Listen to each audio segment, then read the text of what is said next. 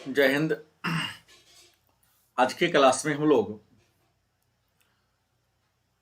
हिंदी 100 अंक के पद खंड के उन महत्वपूर्ण पदों पर चर्चा करेंगे, उन महत्वपूर्ण दोहा के अर्थ को हम लोग जानेंगे जो बिहार इंटरमीडिएट के द्वारा पूछा जा चुका है। और ये पद बड़ा ही महत्वपूर्ण है। इन पदों को कई बार दोहराया पूछा जा चुका है। तो आइए, सबसे पहला पद है जेवत श्याम नंद की कनिया। ध्यान देंगे, जेवत श्याम नंद की कनिया, कछुक खात कछु धरनी गिरावत, छवि निरखति नंद रनिया। बड़ी बरा बेशन बहु भातिन, व्यंजन विविध अगनिया। डारत खात लैत अपनय कर, रुचि मनत दधि दुनिया। मिश्री दधि माखन मिश्रित करी, मुख नावत छवि धनिया। आपुन खात नंद मुख नावत, सो छवि कहत न बनिया। जो रस नंद जसोधा बिलसत, सो नहीं तिहु भुवनिया। भोजन करी नंद आचमन लिन्हो, मागत सूरज उठनिया। पूछा गया प्रश्न है, अगर ये पद आपसे पूछा जाए तो आप कैसे इसका व्याख्यान करोगे, कैसे लिखोगे? तो आप लिखेंगे, पद का अर्थ लिखने से पहले लिखना होगा कि प्रस्तुत पद हमारे हिंदी साहित्य के पाठ्य पुस्तक के पद खंड के पद शीर्षक पाठ से लिया गया है, जिसके रचयिता सूरदास हैं। सूरदास ने इस पद में भगवान श्री कृष्ण के बाल लीलाओं का वर्णन किया है। वे लिखते हैं, बालक कृष्ण अपने पिता नंद के गोद में बैठकर खाना खा रहे हैं। कुछ खाते हैं, कुछ भूमि पर गिराते हैं। उनके भोजन करने के ढंग को देखकर माता यशोदा बड़ा प्रसन्न है। बेसन और बेसन से बना हुआ व्यंजन, अनेकों प्रकार के व्यंजन छोड़ देते हैं। रखी हुई दही में विशेष रुचि ले रहे हैं। उन्हें दही अति स्वादिष्ट लग रही है। मिश्री मिलाया हुआ दही तथा मक्खन को वे बहुत अपने मुख में डाल लेते हैं। उनकी यह बाल लीला धन्य है। वे स्वयं भी खा रहे हैं तथा अपने पिता नंद के मुंह में भी खिला रहे हैं। कृष्ण के खाने के इस तरीका से माता यशोदा को जो आनंद अनुभव हो रहा है,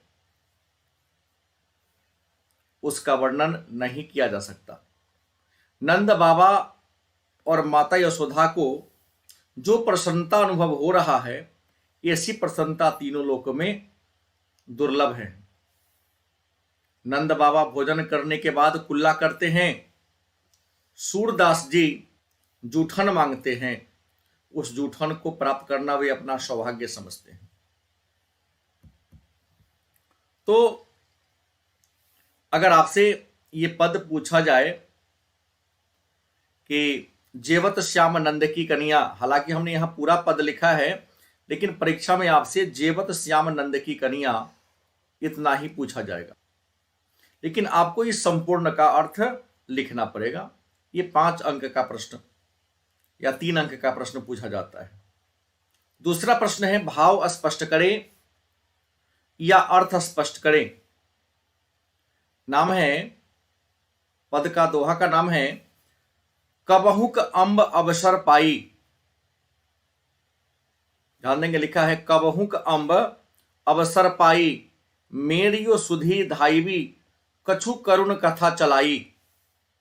दीन हम सब अंगहीन छीन, मलिन अघी अघाई। नाम लय उदर भरे, नाम लय भरे उदर, एक प्रभु दासी दास कहाई। बुझी हो सो कौन है, कही भी नाम दशा जनाई। सुनत राम कृपाल के, मेरी बिगड़ियो बनी जाई। इसका अर्थ स्पष्ट करें। आप लिखेंगे प्रस्तुत पद हमारे हिंदी साहित्य के पाठ्य पुस्तक के काव्य खंड के पद शीर्षक पाठ से लिया गया है, जिसके लेखक गोस्वामी तुलसीदास हैं। तुलसीदास ने इस पद के माध्यम से माता सीता की वंदना करते हुए उनसे प्रार्थना करते हैं कि हे माता सीता, कभी अवसर पाकर मेरी विनती प्रभु श्री राम के चरणों में प्रस्तुत करना। मेरी करुण कथा की चर्चा प्रभु श्री राम के सामने करना। उन्हें याद दिलाना आपका एक भक्त आपका नाम जप एवं भजन के द्वारा अपनी जीविका चला रहा है। मेरी दीनहीन दशा को उन्हें याद दिलाना। अगर श्री राम की कृपा हो जाएगी तो मेरी दीनहीन दशा सुधर जाएगी। हे जगत जननी सीता मां, तुमसे मेरी विनती है कि तुम हम पर कृपा कर मुझ असहाय की सहायता करें। मतलब गोस्वामी तुलसीदास अपनी दीनहीन दशा के बारे में चर्चा माता सीता के माध्यम से कैसे श्री राम प्रभु तक पहुंचाना चाहते हैं या पहुंचाते हैं, उसी बात का जिक्र इस दोहा के माध्यम से गोस्वामी तुलसीदास ने किया है। अगला है भगति विमुख जो धर्म सो सब अधर्म करि गाए। भगति विमुख जो धर्म सो सब अधर्म करि गाए। योग यज्ञ व्रत दान भजन बिनु तुक्ष दिखाए। हिंदू तुरक परमान रमैनी शबदी साखी। पक्षपात नहीं बचन सब ही के हित की भाषी। आरूढ़ दशा है जगत पे मुख देखी नहीं भनी। कबीर कानी राखर नहीं वर्णाश्रम सट दर्शनी। मतलब भगति विमुख जो धर्म सो सब अधर्म करि गए। सप्रसंग व्याख्या करे, भाव स्पष्ट करे, अर्थ स्पष्ट करे। तो सबसे पहले ये जो पद है कहां से लिया गया, किस पाठ से लिया गया, इसके बारे में चर्चा करना होगा। उसके उपरांत आपको इसका अर्थ लिखना है। आप लिखेंगे प्रस्तुत पद हमारे हिंदी साहित्य के पाठ्य पुस्तक के पद खंड के 56 शीर्षक पाठ से लिया गया है। यह पद 56 का है, जिसके लेखक नाभादास हैं।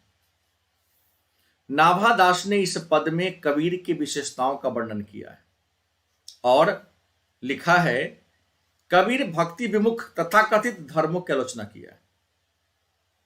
कबीर ने इस पद के माध्यम से भक्ति विमुख तथाकथित धर्मों की आलोचना किया है, लेकिन उन्होंने यज्ञ योग व्रत दान भजन के महत्व का बार बार प्रतिपादन किया है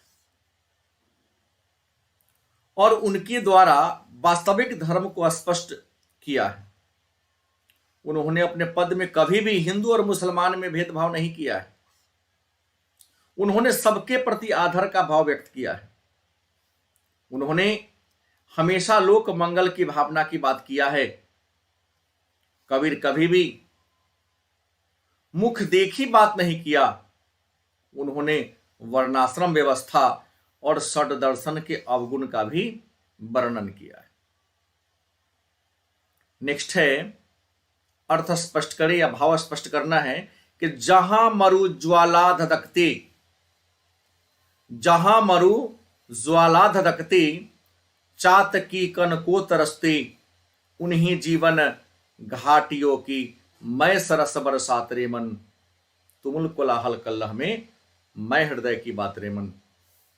ये जो पद है, ये जो दोहा है, ये जो पंक्ति है, हमारे हिंदी साहित्य के पाठ्य पुस्तक के पद खंड के तुमुल कोलाहल कल्लह में मैं हृदय की बात रे मन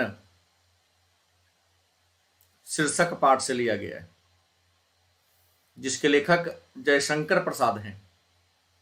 जयशंकर प्रसाद ने इस पद के माध्यम से यह कहना चाहा है या कहना चाहते हैं कि जहां मरुस्थल की गर्मी बरसती है, जहां मरुस्थल में गर्मी बरसती है और चातकी जल की एक बूंद के लिए तरसती है, उन्हीं जीवन की घाटियों में मैं आशा रूपी बरसात बनकर जाती हूं। अर्थात कवि यह कहना चाहते हैं कि जिन लोगों का जीवन मरुस्थल के समान, सूखी घाटी के समान हो गया है, दुर्गम विषम और ज्वालामय हो गया है, वहां चित्त रूपी चातकी को सुख रूपी जल की बूंद भी नहीं मिलती। उन्हीं आशा की एक किरण मात्र के मिल जाने से जीवन में रस की वर्षा होने लगती है। अगला पद है, चीर निराश